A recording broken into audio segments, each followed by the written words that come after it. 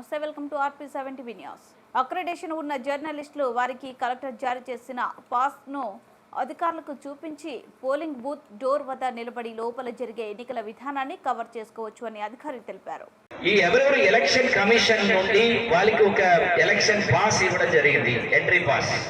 Okay, అది ఎట్లా ఉంటుందని మీ గ్రూప్ లో నేను వాట్సాప్ లో పెడతాను. ఒక శాంపుల్ పాస్, అది ఎలక్షన్ కమిషన్ ఆఫ్ ఇండియా అని పెట్టి ఫోటో పెట్టి సందేహం ఉంటుంది. వాళ్ళ వరకు మీ పోలింగ్ కేంద్ర లోపల ఆ డోర్ ఎంట్రీకి వచ్చేసి లోపల ఏం జరుగుతుందని ఫొటోస్ కానీ వీడియోస్ కానీ చేయవచ్చు. ఇదే అక్రెడిటేషన్ కార్డ్స్ ఇచ్చిన వాళ్ళు ఉంటారు. అంటే వాళ్ళకి మన కేంద్ర ప్రభుత్వం నుండి INPR నుంచి నా సంతకంతో ఒక కార్డ్స్ ఇచ్చేసి ఉంటారు. వారు కమిషనర్ నుంచి ఇచ్చిన కార్డ్స్ ఉంటాయి. ఆ కార్డ్ హోల్డర్ కెనాట్ ఎంటర్ ఈ పోలింగ్ బూత్, ఈ can enter the polling station area. అంటే పోలింగ్ 100 మీటర్ దాటి ఆ పోలింగ్ స్టేషన్ లో ఇట్లా ఎక్కడెక్కడ ఈ క్యూస్ ఉన్నాయి అని ఫోటో తీసుకోవచ్చు.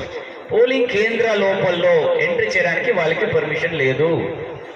ఇది క్లియర్ గా చెప్పాలి. ఇది పోలీసెస్ కూడా స్పెసిఫిక్ గా ఆల్ పోలీసెస్ రిపోర్ట్ ఒకసారి అడిషనల్ SP గారు అండ్ RO కలిపి ఈ పోలీస్ బ్రీఫింగ్ లో ఇది క్లియర్ గా చెప్పాలి.